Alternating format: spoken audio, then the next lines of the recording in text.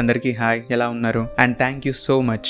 ఎందుకంటే మన channel 80K సబ్స్క్రైబర్స్కి దగ్గరలో ఉంది. అంతేకాకుండా ఈ మంత్ ఎలా అయినా సరే మనం 1 lakh సబ్స్క్రైబర్స్కి రీచ్ అవ్వాలి అనేది నా టార్గెట్. మన ఛానల్ 1 lakh రీచ్ అవ్వాలంటే అదంతా కూడా మీ చేతిలోనే ఉంది. నాకు చాలా మంది మెసేజ్ చేస్తున్నారు, వీడియోస్ బాగున్నాయి, స్టోరీస్ బాగున్నాయి, నీ స్టోరీ టెల్లింగ్ బాగుంది, మనం గ్రో అవ్వాలి, మీ ఛానల్ మిలియన్స్లోకి వెళ్ళాలి ఇలా అంటున్నారు. నిజంగా మీరు ఆ విధంగా కోరుకునే వాళ్ళైతే ఈ వీడియోకి 1500 కమెంట్స్ ఇవ్వండి. ఎందుకంటే ఛానల్ కి చాలా హెల్ప్ అవుతుంది. అండ్ ఇక స్టోరీ విషయానికి వస్తే, ఈ స్టోరీని మనతో షేర్ చేసుకుంది Dikshita. Thank you Dikshita for sharing your story. Hyderabad లోని ఒక పెద్ద ఇంజనీరింగ్ కాలేజ్, ఆ కాలేజ్ పేరు నేను చెప్పను కానీ ఆ కాలేజ్ ని ఒక ఫేమస్ మూవీలో కూడా చూపెట్టారు. అలాంటి కాలేజ్ లో పనిచేసిన ఒక లెక్చరర్ లైఫ్ లో జరిగిన ఇన్సిడెంట్ ఇది. అండ్ ఈ స్టోరీకి నేను పెట్టిన పేరు ద బ్లాక్ షాడో.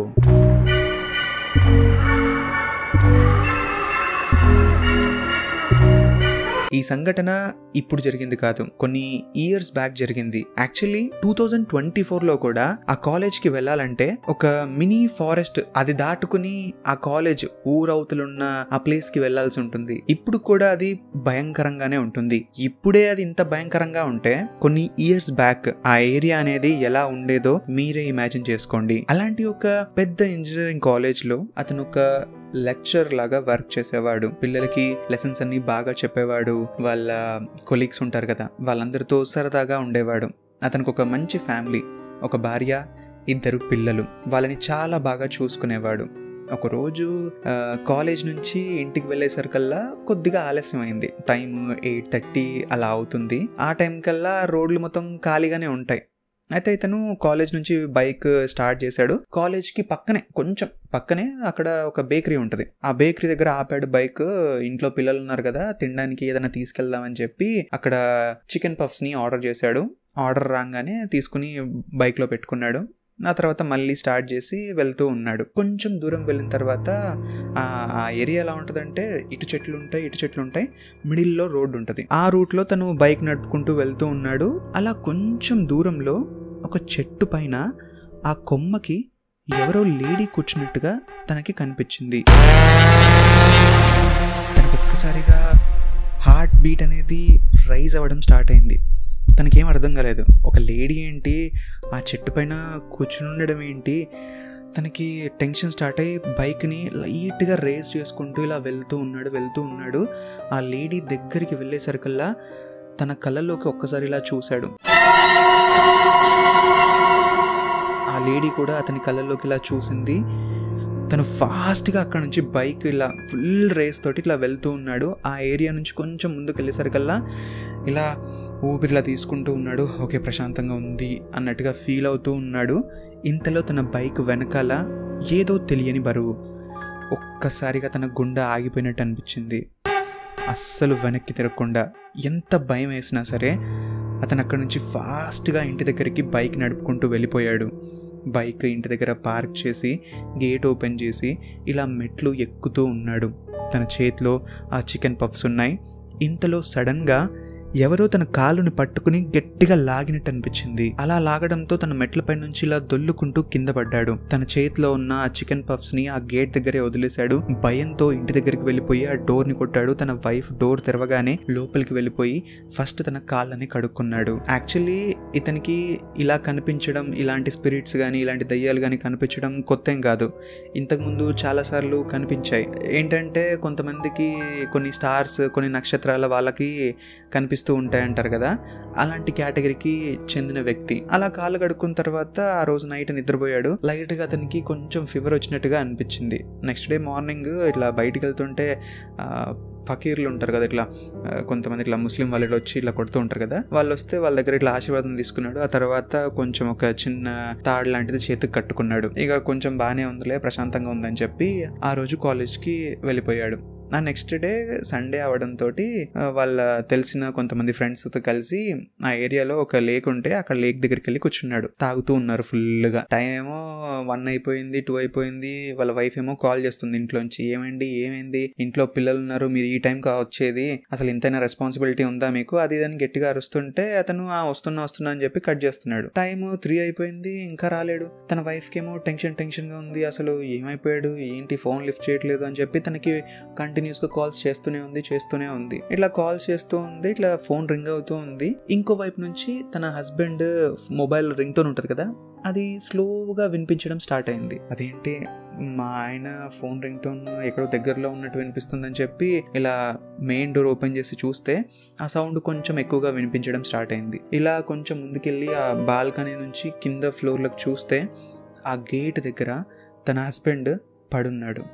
అది కూడా ఒంటి పైన ఎటువంటి డ్రెస్ లేకుండా అలా నగ్నంగా ఆ గేట్ ముందు పడున్నాడు. అది చూసి తన భార్యకి ఏం అర్థం కాలేదు. వెంటనే కిందకి వెళ్ళింది, తన భర్తని తీసుకుని ఇంట్లోకి వచ్చింది. ఆ తర్వాత ఏం జరిగిందండి అని తనని అడుగుతుంది. కానీ అతను తాగిన మత్తులో ఉన్నాడు, అసలు అతను మాట్లాడలేకపోయాడు. ఆ నెక్స్ట్ డే మార్నింగ్ ఇలా జరిగిందండి ఏంటండి అంటే అతను ఏం మాట్లాడలేడు, సైలెంట్గానే ఉన్నాడు. ఆ తర్వాత కొద్ది రోజులు అంతా ప్రశాంతంగానే ఉంది. కొద్ది కొద్దిగా అతని బిహేవియర్ అనేది మారడం మొదలుపెట్టింది. ఇంట్లో వాళ్ళతో ఎక్కువగా మాట్లాడేవాడు కాదు, కాలేజ్కి వెళ్ళినా సరిగ్గా ఉండేవాడు కాదు. అక్కడ నుంచి కూడా కాలేజ్లో చాలా కంప్లైంట్స్, సార్ ఏం చెప్పట్లేదు, అసలు ఏం చేస్తున్నారో అర్థం కావట్లేదన్న అందరూ ఇదే విధంగా తన గురించి మాట్లాడుకుంటూ ఉన్నారు. ఇంటి దగ్గర అయితే తన ప్రవర్తన పూర్తిగా మారిపోయింది. తన వైఫ్ దగ్గరికి అస్సలు వెళ్ళేవాడు కాదు, పిల్లల్ని అయితే చాలా దూరంగా ఉంచేవాడు. నైట్ అయ్యేసరికల్లా బెడ్రూమ్లో కాకుండా హాల్లో పడుకునేవాడు. అలా ఒకరోజు తన వైఫ్కి అసలు ఏంటినా ఎందుకు ఇలా బిహేవ్ చేస్తున్నాడు అని చెప్పి నైట్ టైంలో ఆ హాల్లోకి వచ్చి చూస్తే తను ఎవరితోనో మాట్లాడుతున్నాడు.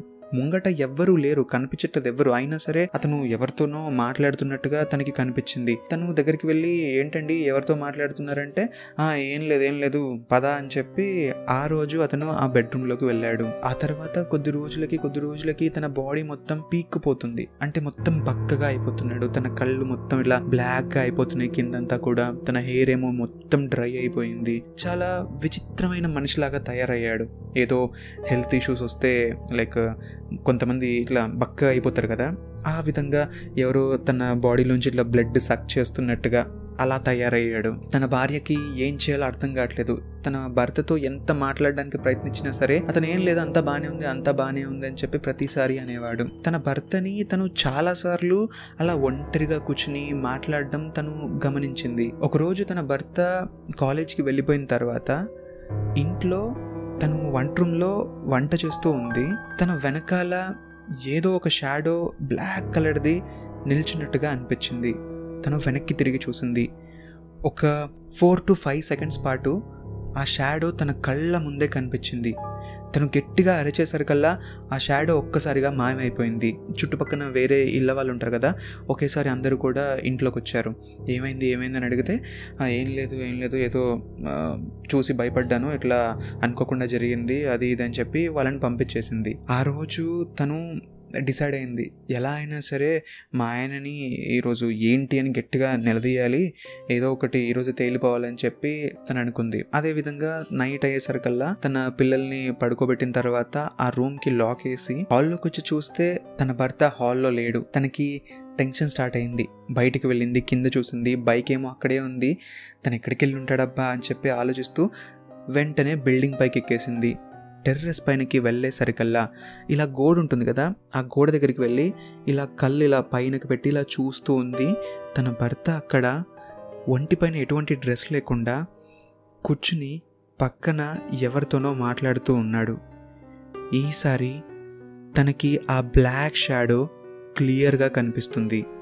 ఆ బ్లాక్ షాడో పైన ఇలా ఉరిగి తన భర్త మాట్లాడుతూ ఉండడం తను గమనించింది. తన నోట్లోంచి గట్టిగా అరుద్దాం అనుకుంది, కానీ తన నోరుని ఈ విధంగా కప్పేసుకుని ఈ విధంగా పెట్టుకుని సైలెంట్గా తను కిందకి నడుచుకుంటూ వెళ్ళిపోయింది. ఆ నెక్స్ట్ డే మార్నింగ్ వాళ్ళ అన్నయ్యని ఊరు నుంచి పిలిచింది. వాళ్ళ అన్నయ్య వచ్చిన తర్వాత తన భర్తను తీసుకుని వాళ్ళ ఊరికి వెళ్ళింది. వాళ్ళ ఊర్లో ఈ ఫ్రైడేస్, సాటర్డేస్ ఇట్లా ఒక పర్సన్ ఉంటాడు. ఆ పర్సన్ ఒంటి పైనకి ఇట్లా దేవుడు వచ్చాడని చెప్పి వాళ్ళు మాట్లాడుతూ ఉంటారు. అలాంటి ఒక పర్సన్ దగ్గరికి తీసుకెళ్ళి తన భర్తని తన ముందు కూర్చోబెట్టింది.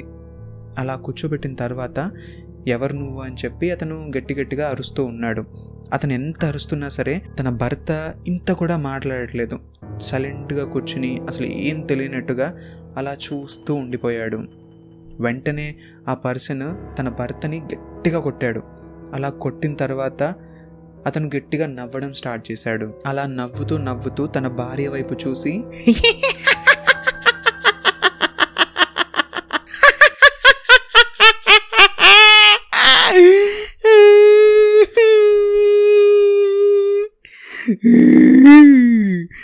నేను నీ భర్తని తీసుకుపోతా, నీ భర్త నాకే సొంతం.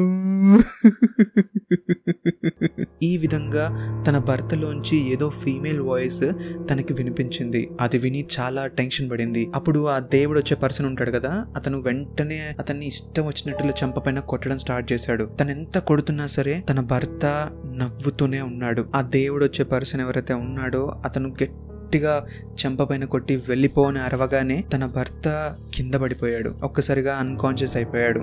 ఆ తర్వాత ఆ దేవుడు వచ్చే పర్సన్ ఎవరైతే ఉన్నాడో అతను ఒక చిన్న లాకెట్ ఇచ్చి ఆ లాకెట్ని ఎప్పటికి కూడా తన భర్త దగ్గర నుంచి తీయకూడదని చెప్పి వాళ్ళని అక్కడి నుంచి పంపించాడు. అలా వాళ్ళకి ఆ లాకెట్ ఇచ్చిన తర్వాత ఆ దేవుడు వచ్చే పర్సన్ ఏమంటాడంటే, మీ ఆయనకి పట్టుకున్నది ఒక కామ పిచాచి.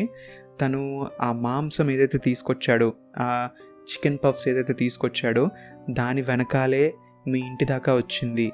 అప్పటి నుంచే తను మీ ఆయన పైనే ఉంది అని చెప్పి తనతో అంటాడు. తన లాకెట్ వేసుకున్న తర్వాత నుంచి వాళ్ళకి ఎటువంటి సమస్య లేదు.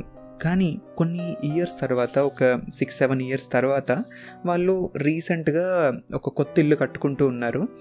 ఆ కొత్త ఇంట్లో మేస్త్రులు ఉంటారు కదా, వాళ్ళు పని చేస్తూ ఉన్నారు ఈవినింగ్ టైంలో.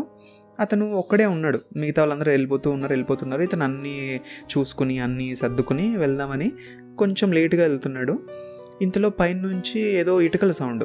ఏంట్రా ఇటుకల సౌండ్ వస్తుంది, ఎవరున్నారా పైన అని చెప్పి ఆ మేస్త్రి పైకి ఎక్కాడు. పైకి ఎక్కితే అక్కడ ఒక నల్లని షాడోని అతను చూశాడు. ఆ తర్వాత నుంచి అతను నేను ఇల్లు కట్టడానికి రానని చెప్పి కట్టడమే మానేశాడు. ఇదంతా కూడా వాళ్ళకి తెలిసింది. సో ఇప్పటికి కూడా ఆ బ్లాక్ షాడో వాళ్ళ చుట్టూనే తిరుగుతూ ఉంది.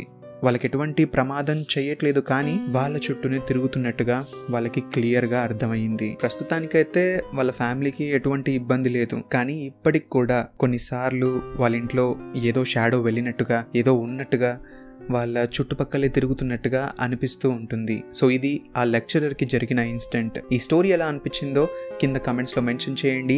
అండ్ ఇంకా ఇలాంటి స్టోరీస్ కోసం ఛానల్ని సబ్స్క్రైబ్ చేసుకోవడం మాత్రం మర్చిపోకండి. ఇక్కడ పక్కనే మీకు మామిడి చెట్టు అని ఒక హారర్ స్టోరీ ఉంటుంది.